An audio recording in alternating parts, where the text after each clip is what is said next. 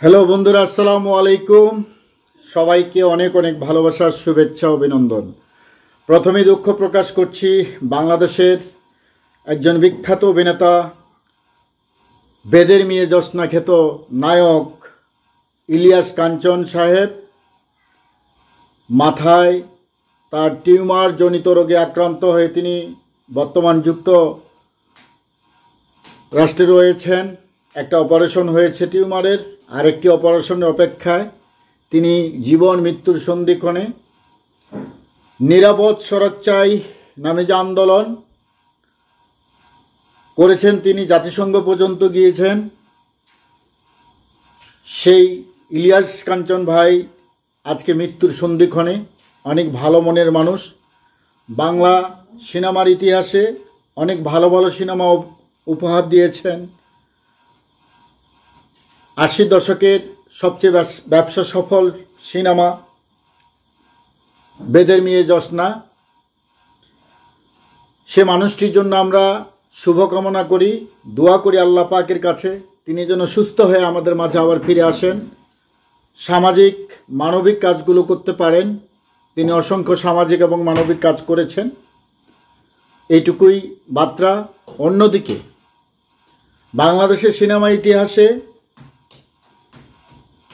Razzak sir, কবরী madam, অনবদ্য জুটি, আলমগীর সাহেব, ববিতা শাবানা, অনবদ্য জুটি, জসিম সাহেব, শাবানা, অনবদ্য জুটি, ইলিয়াস কাঞ্চন দিতি, রোজিনা, অনবদ্য জুটি। কিন্তু সব জুটিকে হার মানিয়েছিলেন আমাদের চলমান সময়ের lady superstar Dhallywood queen Apu Biswas and বর্তমান সময়ের মেগাস্টার শাকিব খান। এই জুটির অভিনীত 72টি সিনেমার মধ্যে প্রায় 65টি সিনেমায় সুপার ডুপার ব্লকবাস্টার হয়েছে, যে জুটির রেকর্ড আজ পর্যন্ত কেউ ভাঙতে পারেনি। এখন নয়া নয়া অনেক বানিয়া এসেছেন, সোনার গহনা বানান, অনেক গল্প কথা শুনান, অনেক বড় বড় লেকচার দেন, big fan, ig fan, dig fan, dog fan নিজেদেরকে পরিচয় দেন।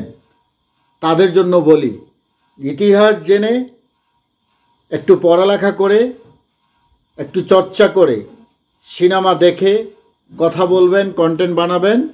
অযথা কাউকে ছোট করে রোস্টিং করার অধিকার আপনাদের নেই। আসুন আমরা সমাজটা পরিবর্তন করি, আমরা বাংলা সিনেমাকে এগিয়ে নিই।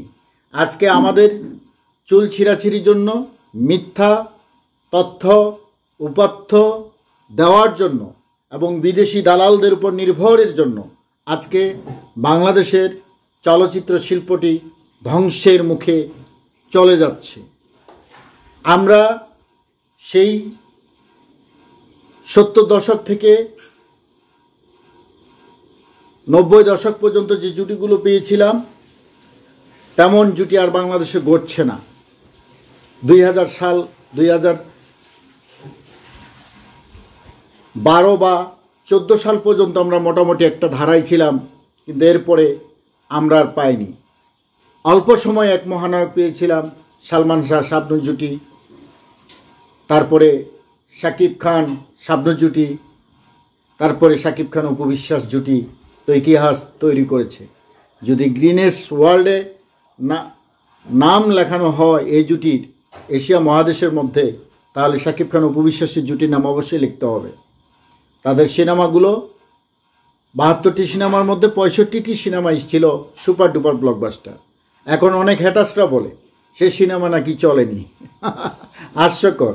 আমি তাদেরকে বলতে চাই, যদি সেই সিনেমাগুলো না চলতো তাহলে ওই সময় যে প্রযোজক পরিচালকরা সিনেমাগুলো নির্মাণ করেছিল একটার পর একটা, এমন বছর গেছে যে 4টা সিনেমা একই দেই শাকিব খান অপু বিশ্বাসের রিলিজ পেয়েছে এবং 4টা সিনেমাই সুপার ডুপার ব্লকবাস্টার হয়েছে।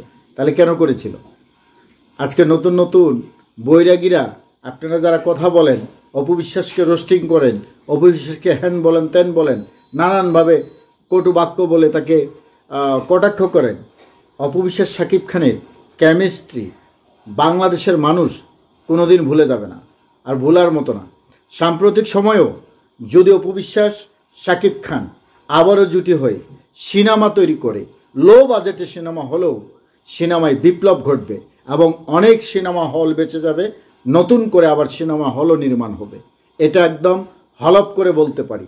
হ্যাঁ, আমার ভিডিওটি দেখার পরে হ্যাটাসরা আসে নানান রকমের কমেন্ট করবেন, আপনাদেরকে ধন্যবাদ যে আপনারা সহ্য করতে পারবেন না। সত্যি সত্যি সত্যকে সত্য বলতে হবে। ইয়েস, এটাই সত্যি।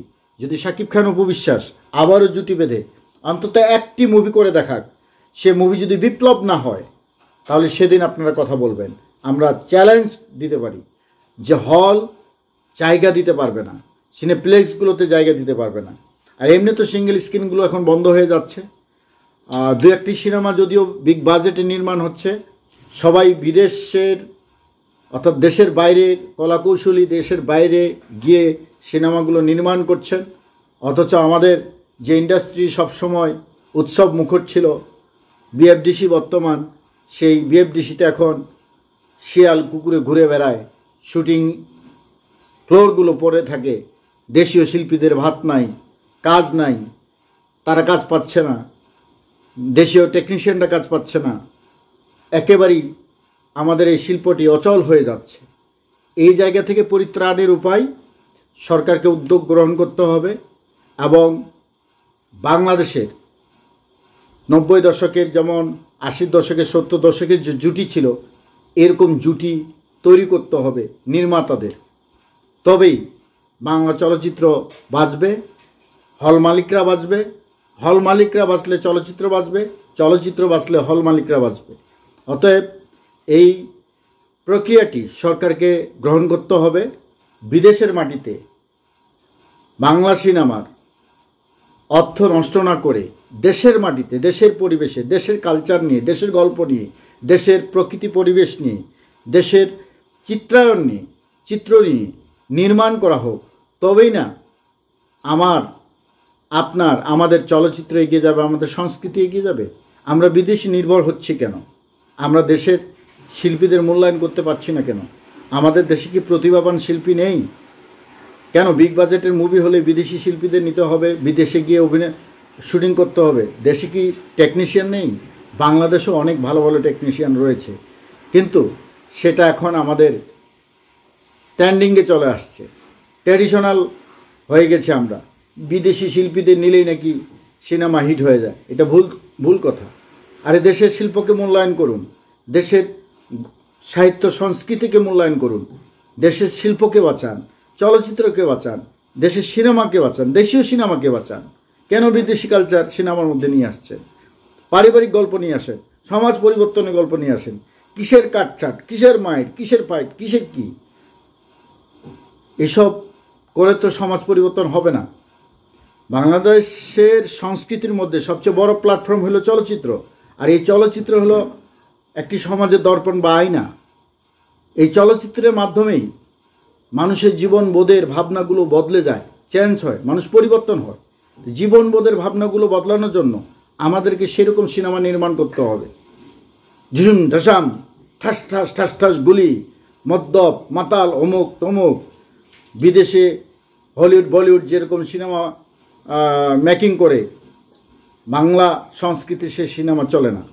তো বাংলা সংস্কৃতির সিনেমা হবে পারিবারিক সিনেমা, সমাজ পরিবর্তনের সিনেমা, রাষ্ট্র পরিবর্তনের সিনেমা, মানুষের চিন্তা চেতনা পরিবর্তনের সিনেমা। সে প্রত্যাশায় আজকে এখানে আবারও বলছি, শাকিব খান অপবিশ্বাস যদি এবার জুটি বাঁধে একটি সিনেমা মাত্র করে, সেটা বিপ্লব ঘটবে নিশ্চিত, এটা হলপ করে বলা যায়। Thank you very much. Ilyas ভাইয়ের জন্য অনেক অনেক দোয়া এবং ভালোবাসা রইল। ইলিয়াস ভাই, আপনি সুস্থ হয়ে আমাদের মাঝে আবার ফিরে আসুন।